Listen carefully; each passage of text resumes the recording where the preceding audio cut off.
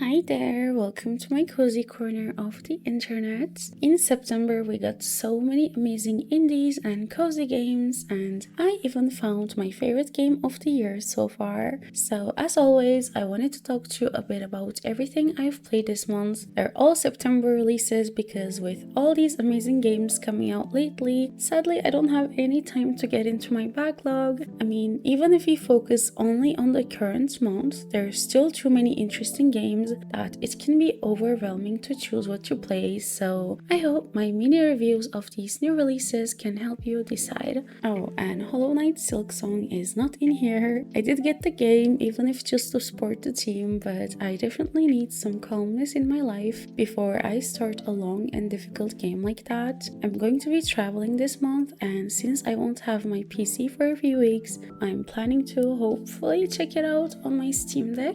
I don't even know why I gave a separate disclaimer for that, but I feel like it's a bit weird to talk about indie games of the month and not mention Hollow Knight. Anyway, without further ado, let's talk about the games I did play. First, we have Twinkleby, which honestly completely exceeded my expectations. This is a super cozy decoration game that's unlike any decoration game I've ever played. The art style and the colors are so beautiful, and I feel like every single moment in the game is background worthy. So in Twinkleby, we decorate little floating islands and turn them into dreamy dioramas. We don't just place furniture either, we also get to choose the weather, the lighting, even the backdrop of each island. That means we can make a sunny little garden or a cozy autumn town, or even a magical night scene with shooting stars. The way we decorate actually matters too, because it affects what kind of residents show up. If our space feels welcoming, they'll move in, interact with the furniture, and leave us little gifts. It creates this nice loop where decorating brings in more neighbors, and their happiness helps us unlock even more items to build with. And the part that made me go, oh,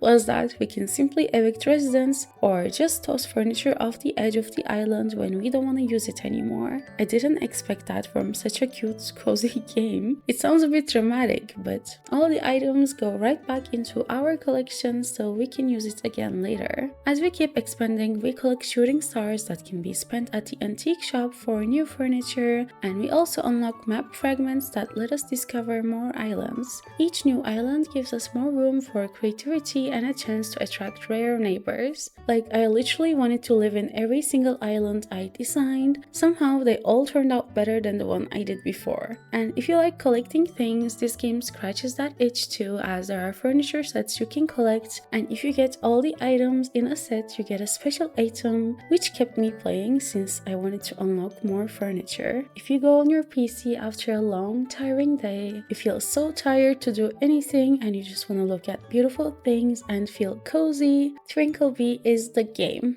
Next, I played Letters to Arralla. In this one, we get to play as a cute little turnip with a big juicy bum. Yep, I really want to squeeze our character. We literally look like a mochi. Anyway, like I was saying, we play as a cute turnip delivering mail to a cast of colorful characters on a cozy sunny Australian island. But we don't have any of the addresses or directions. Instead, we read the letters and use the clues drawn on the envelopes to figure out where each piece of mail needs to go. The first in-game day where I explored the island for the first time and tried to figure out where all the places are and what all the logos meant was so fun, and the logos and drawings on the letters change every day, so it's not that easy, like it doesn't get stale. As we deliver the letters, we explore the island and unlock more secrets, and we also get to meet all these quirky residents like grouchy glassblowers, silly scientists, and more, and their interpersonal drama is revealed through the letters, and of course we try and help them with their problems, and the side quests are really fun. I love the whole getting into people's business thing, like we literally follow all the drama through reading the letters, and basically the whole town knows we read the letters, and everyone is just chill about it. The pace of the game is also as lazy, carefree, carefree, and overall it feels like a soft summer day.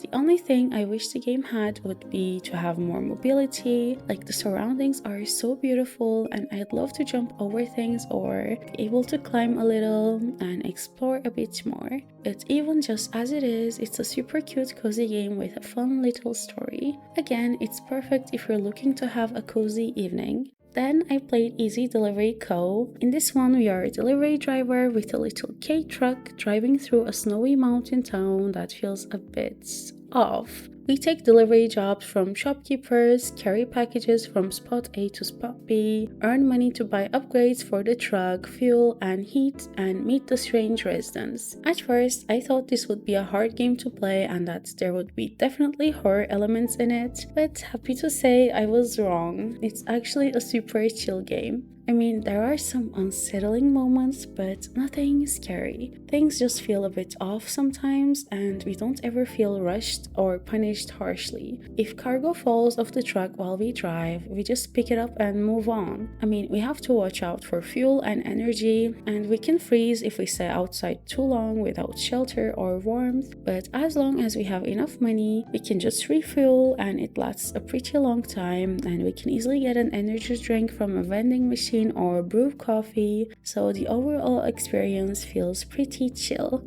We can explore 3 full areas: the mountain town, the fishing village, and snowy peaks. Each has its own vibe and challenges. The graphics are retro and feel like a PS1 game. It's simple but very effective. The soundtrack is amazing with lo-fi tracks that match the atmosphere. I guess the hardest thing in the game is the navigation, since you can't really see where you are on the map and there's no minimap or anything to guide you where you need to go. You just kind of memorize the roads and follow the road signs, which really adds to the immersion actually. So if you're looking for something with a mysterious atmosphere where you can just drive, deliver stuff, and listen to lo-fi and chill, I would really recommend Easy Delivery Co. Okay, then I played my favorite game of the year so far, Consume Me. I did make a whole separate review video for it, so I will try to keep this short, but I don't know if I can.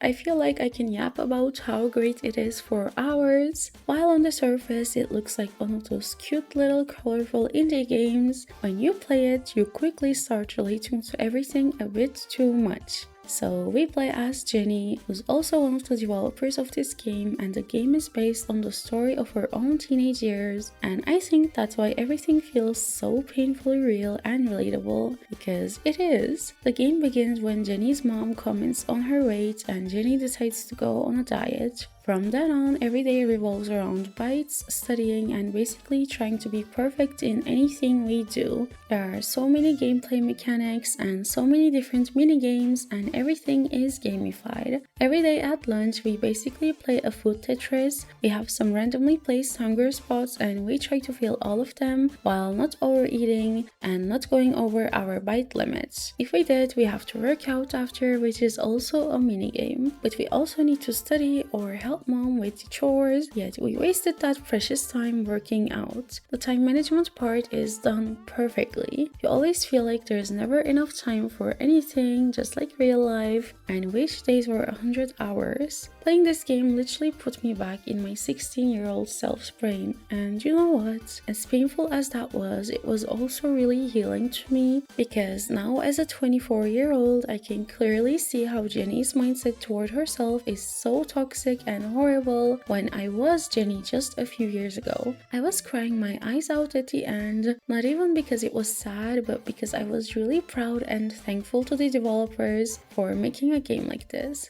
They literally poured everything they have into this game, and you can feel it from every inch. They thought about everything and every single detail is there. Honestly, it's just perfection. Okay, I'll stop myself here and move on to the next game I played, which is Gloomy Eyes. This one is a dark puzzle cozy horror adventure where we follow Gloomy, a zombie boy, and Nina, a human girl, who fall in love even though their worlds don't really want them to be together. The sun has literally stopped rising and the whole game takes place in this eerie, eternal night that feels straight out of a Tim Burton movie. We switch between controlling both characters and use their different abilities to solve puzzles. So it's basically self-co-op like in Brothers: A Tale of Two Sons. Every level plays out inside these beautiful diorama style scenes that we can explore and interact with, and the art direction is honestly just stunning. I really loved how moody it feels without being scary. It has that cute spooky atmosphere where everything is a little strange and melancholic, but the story is actually really sweet and hopeful underneath. My favorite part is probably the narration. It made me feel like I was in a storybook. Overall, the game feels really high quality and well crafted, so if you're looking for a cozy little spooky game for October, you can't go wrong with Gloomy Eyes. Then I played Henry Halfhead. This is honestly one of the most creative little games I've ever played, and I love it so much. So we play as Henry, who's literally just a head, and because of that we can possess basically any object around us. Like 1 second we're a banana, the next we're a watering can, then we're a knife to cut bread, then we're the toaster to toast it. We can even make a paper plane and fly around. Every object has its own use and a lot of them can be combined together in surprising ways, and trying to figure out the limits of what I can do as each object was so fun. The game takes us through different stages of Henry's life, like their childhood bedroom, their workplace, and even their dreams, and we just get to mess around with all these objects and figure out little puzzles. The whole game is narrated too, so it feels like we're playing through this funny storybook that makes fun of us but also cheers us on when we discover new things. I really love how playful it all feels. We're encouraged to try everything, to poke around and see what happens if we turn into this or that, and most of the time it led to something silly that made me laugh. There's also a local co-op mode. I didn't try it, so I'm not sure how it works, but just letting you know it exists. Honestly, Henry Halfhead is one of those games that reminds me why I love indies so much. It's strange, it's unique, and it feels like the developers just poured their hearts into making something that doesn't exist anywhere else. After that, I played Wonder Stars. This is a super charming little turn-based RPG that feels like a mix between a 90s anime and a Saturday morning cartoon we would have loved as kids. We play as Ringo, a rookie fighter who suddenly gets caught up in this big adventure after meeting Wolf, a mysterious traveler with a whole lot of baggage. The story is all about them traveling across the galaxy, running into friends and rivals, and slowly uncovering bigger mysteries along the way. It feels like curling up with a good animated show. The most interesting part in my opinion though is the combat system, which is literally about building sentences. Every attack we do is made up of words, so we can mix and match them to create different moves. Like we can throw together something like super special wind punch or extra super wide water headbutts depending on our enemy and their weaknesses, and as we progress we unlock more words and elements to play around with, so the possibilities keep expanding and it feels really fun to experiment and always keeps the combat fresh. It's such a unique system because it's not just about choosing an ability from a list, it's about creating one. The story plays out in 10 anime-inspired episodes, complete with intros and outros. It's so playful. It feels like we're not just playing a game, but actually watching and starring in a show at the same time. And the art, of course, is gorgeous, super colorful, with character designs that feel expressive and fun. The music is also worth mentioning because it fits the theme so well and it's really well made. I'm not done with it yet, but playing it puts me in such a good mood. You can tell the team really poured their hearts into it because every part of it feels polished and full of personality. Honestly, Wonder Stars is the kind of game that feels perfect when you just want to relax with something cozy, but also still want to get that excitement of going on a big journey. I really recommend checking it out, especially if you enjoy 90s style nostalgic animes. Then I played Hidden Dogs in the Doghouse, Voyagers, which is a cozy hidden object game. You know how there are a lot of hidden cat games, but for some reason not many hidden dog ones? Well, the story is based on that, and it's a really sweet short game you can finish in an afternoon. I did find some of the levels a bit too easy, which might be a downside for some people, but honestly it was okay for me since spending 10 minutes looking for one object usually just annoys me. I have an extra Steam key for it, so I'm going to be giving away one copy, and all you have to do to enter the giveaway is include the word cute in your comment, and I'll reply to the winner's comment in 1 week, so next Saturday. And finally, me and my partner played Lego Voyagers. In this one, we literally play as 2 Lego bricks, one red and one blue, and we make our way through whole worlds made of Lego. It's a 2-player co-op on the game, so sadly you cannot play it alone. You can play either local co-op or online, and buying only one copy of the game is enough since there's a friend's pass.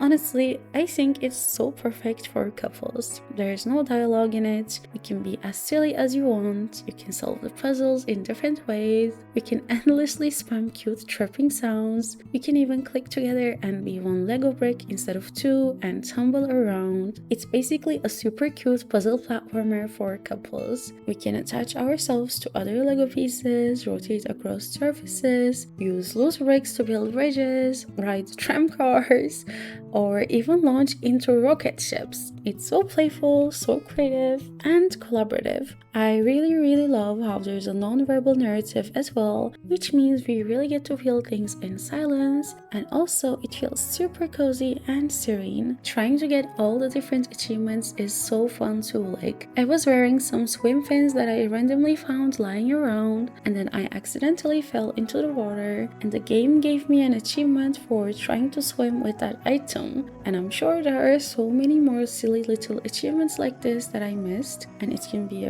I think a fun challenge to try and find them all without looking them up.